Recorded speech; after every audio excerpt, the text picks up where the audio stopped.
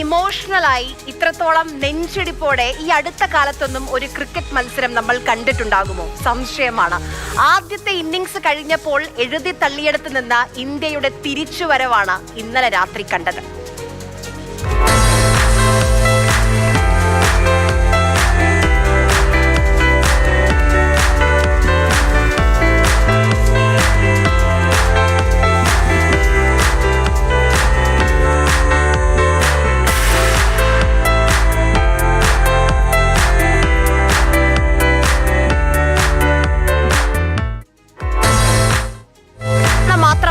വനിതാ ലോകകപ്പിൽ നോക്കൌട്ടിൽ 200-ന് മുകളിൽ ചേസ് ചെയ്ത ഏതെങ്കിലും ഒരു ടീം ജയിച്ചിട്ടുള്ളൂ. ഇന്ത്യയാണെങ്കിൽ ഇതുവരെ 200+ ലോകകപ്പിൽ ഇതുവരെ ചേസ് ചെയ്തിട്ടുമില്ല. അവിടെയാണ് ഇന്നലെ നമ്മുടെ വനിതകൾ 339 ചേസ് ചെയ്തത്. അതും വനിതാ ക്രിക്കറ്റിൽ അതികായരായ ഓസ്ട്രേലിയക്കെതിരെ. ഷെഫാലിക്ക് പിന്നാലെ സ്മൃതി മന്ദാനയും പുറത്തായപ്പോൾ പ്രതീക്ഷകൾ അസ്തമിച്ചതാണ്. പക്ഷേ 2 പെണ്ണുങ്ങൾ അവർ സമ്മതിച്ചില്ല തോൽക്കാൻ. ഹർമൻപ്രീത് കൗറും ജമീമ റോഡ്രിഗ്സും 42-ാം ഓവറിലാണ് ഒരു സിംഗിൾ നേടി ജമീമ സെഞ്ചുറി അടിക്കുന്നത്. കൊലകൊമ്പന്മാരായ ദ മൈറ്റി ഓസീസിനെതിരെ ഒരു നോക്കൌട്ട് മത്സരത്തിൽ നേടുന്ന സെഞ്ചുറിയാണ്. നമ്മളത് ഓർക്കണം. ഗാലറി ആർത്ത് വിളിക്കുകയാണ്. ഡഗ്ഔട്ടിൽ കരഘോഷമാണ്. പക്ഷേ അവൾ ആഘോഷിച്ചില്ല.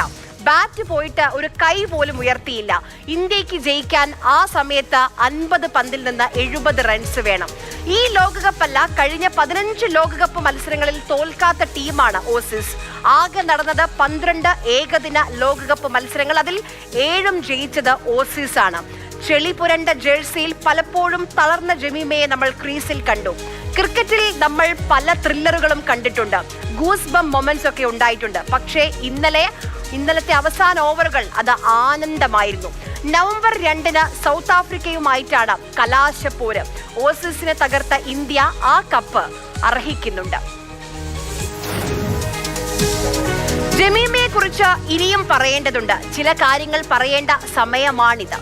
ജമീമയുടെ പിതാവ് ഇവാൻ റോഡ്രിഗ്യൂസ് ഹിന്ദുക്കളെ മതം മാറ്റാൻ ലക്ഷ്യമിട്ട് മതപരമായ ചടങ്ങുകൾ സംഘടിപ്പിച്ചു എന്ന് പറഞ്ഞ് ജമീമയുടെ മുംബൈയിലെ ജിംഖാനയിലെ അംഗത്വം പോലും റദ്ദാക്കിയിരുന്നു.